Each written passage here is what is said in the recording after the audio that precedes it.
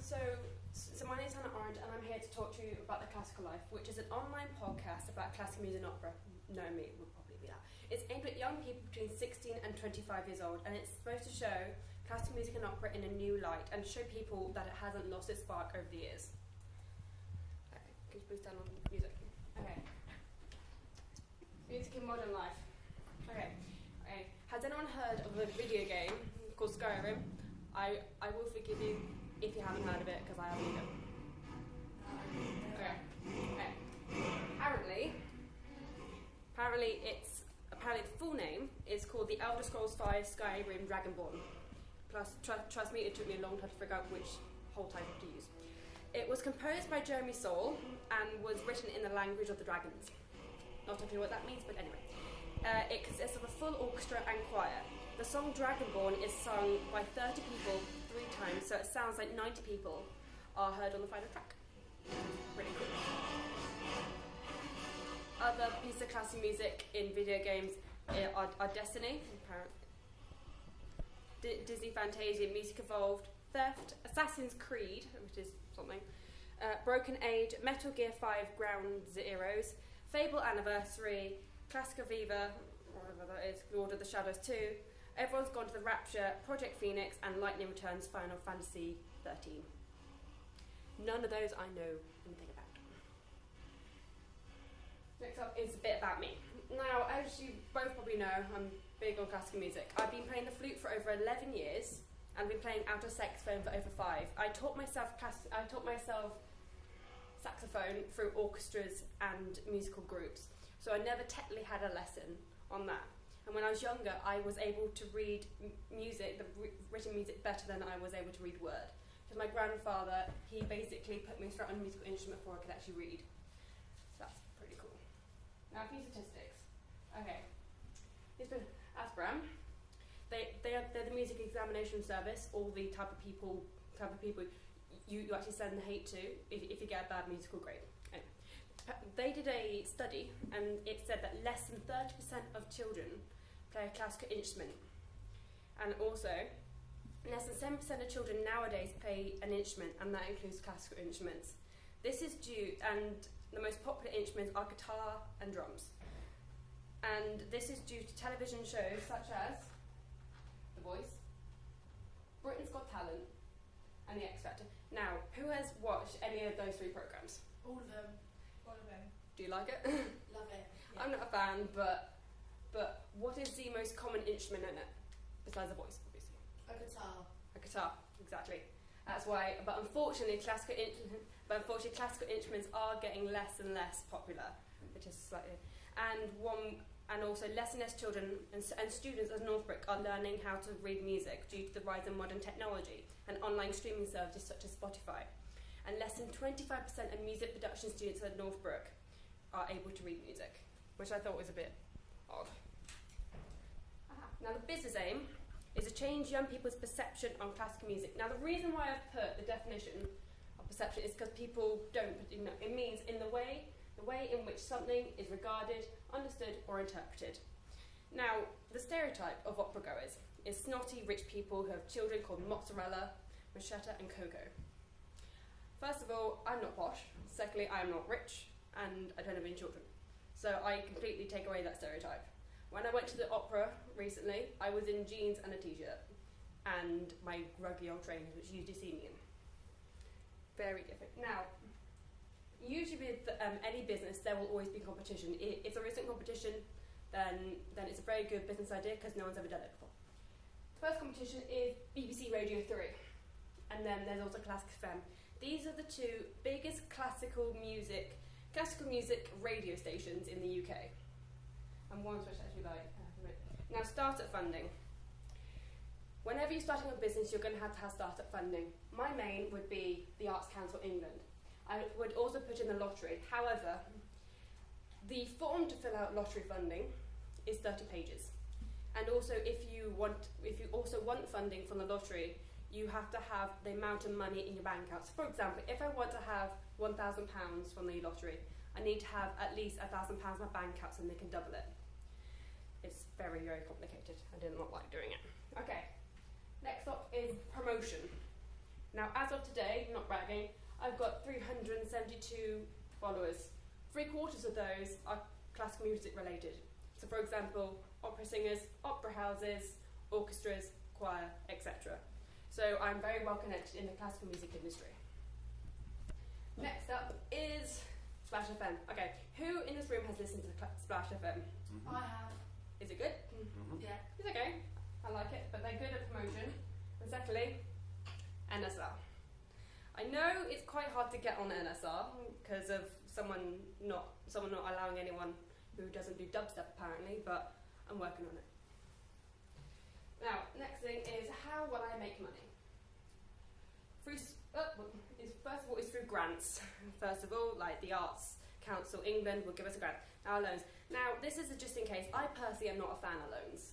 I don't like loans. Well, student loans are different, but the loans, because they have stupid amount of interest, and payday loans, I'm definitely not a fan of.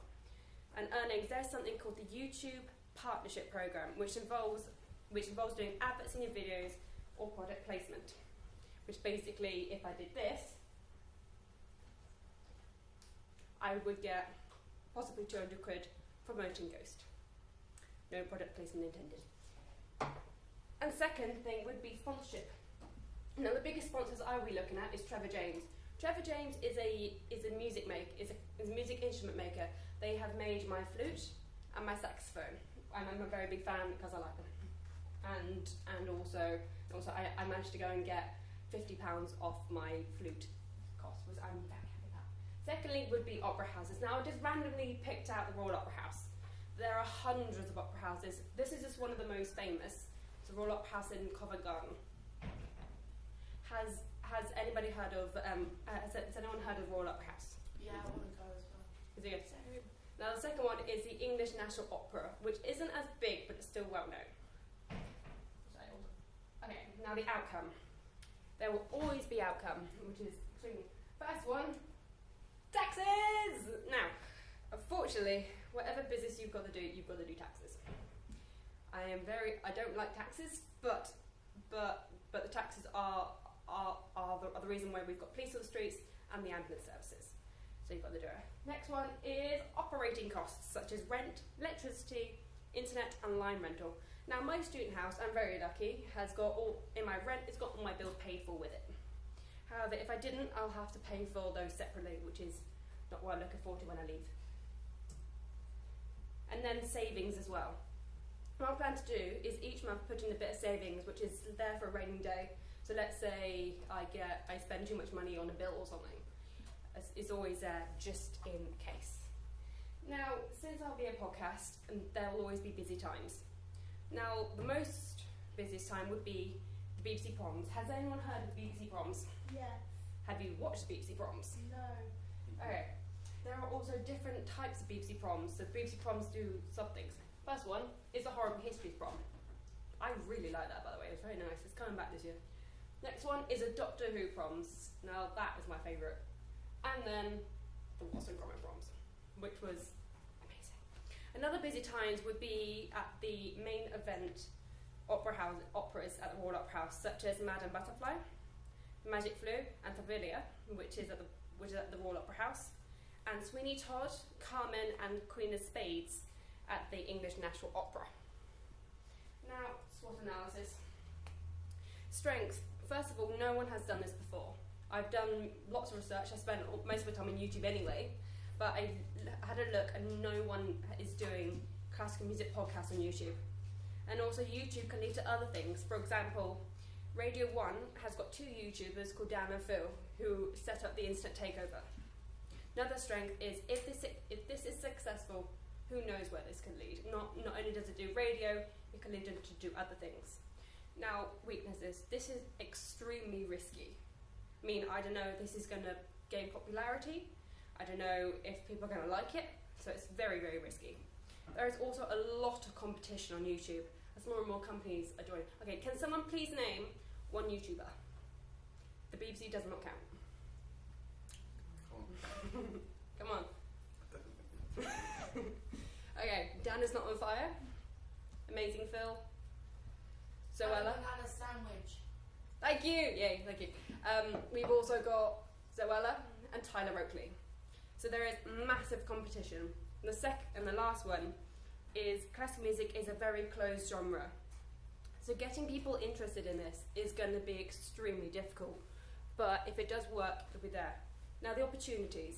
Now I did say Radio 3 and Classic FM will be my competition. However, I can join forces like Dan and Phil did.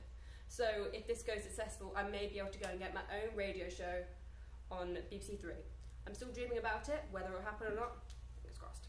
Another opportunity is to be an opera or classical music critic for The Guardian or Independent. Now, most of you know I'm a big fan of The Independent and Guardian, and no, I'm not snotty. Last one is funding from music companies such as the Royal Opera House. Now, Stephen Fry, stupid question, who's heard of Stephen Fry? Yes. Yeah. Do you like him? Right. He is a legend. Anyway, he does lots of videos on YouTube for the Royal Opera House. Recently he did one with, what's his name? He's always on QI with him, Alan Davis. He's done one with Alan Davis where they look at the science behind opera and how opera affects your body. Very nice, actually. Now the threats. There will always be threats to a business, no matter how small. The first one is changing times. I am sad to say this, but classical music is getting less and less popular. It's obvious. Not many people are taking interest in it. And then the last threat is the current opera or classical music critics may get YouTube channels or blogs. Hopefully not. Hopefully not, because most of the Guardian and Independent critics probably haven't even heard of YouTube. So I'm hoping on that. Now, team. First of all, I've got a sound engineer and a music producer. But what I also have is Northbrook College will provide the recording equipment, such as microphones and stands, which is always really helpful. So that is my team. Small, but more. Now, legal information. We don't like doing legal stuff. This one is copyright. Now, copyright is very weird in this one, because classical music is in the public domain. However, that's the paper version of it. So that's the manuscripts. The recording is a different part. So, for example, if the Brighton Philharmonic did a recording, there'll be their copyrights. So you have to pay copyrights anyway. And then PRS, if the radio thing works out, because I'll have to play music on a radio show or it'll be really boring. So I'll have to do PRS, which is another thing. Okay. Lastly is evaluation. Did I have everyone I wanted on board? No. It's obvious. If I had everyone on board, I would have a promoter. I would have someone to write my scripts for me. I'll have someone to do my legal stuff for me, but I don't. It's just like if I had more time and I had more connections, I would be able to do that. Did I learn anything? I did learn something. I learned that market research is key. If you don't do market research, then you're not going to do be a very good business. What mistakes have I made? The mistakes I've made is that I didn't research how much of a team I would need. Like, if I did the research from the beginning of what team I needed, I would have made this bigger. I would have made it bigger. What would I do differently? What I would do differently is I would cut out the YouTube and go straight onto radio. Straight away. YouTube is nice. It's a good resource, but getting onto radio gets you out there quicker. Did I have enough money and resources? Nope. I'm a student, I'm broke. If I had proper funding, then yeah, I would be better. I would go and get my own microphone, get my own leads, get the proper equipment, but I don't. Did my sales pitch work? Hopefully this one did. The one which I did to my mum worked. The one I did to my housemates did as well. Did I adapt other business plans? Nope. This one came straight off my head, top of my head. However, I did use an old business plan for my GCSE business. That sounds like a long way away. Anyway, I did use it. I looked at it briefly to see what I needed. Besides that, I didn't use any other. Would I like to take this project further? Yeah, of course I would. If I took this project further, if I did it, I would love to be an opera critic. May sound like a snobbish thing to do, but it's what I want to do. So that is the end of my presentation. I hope you guys enjoyed it, and I hope you all have a nice day.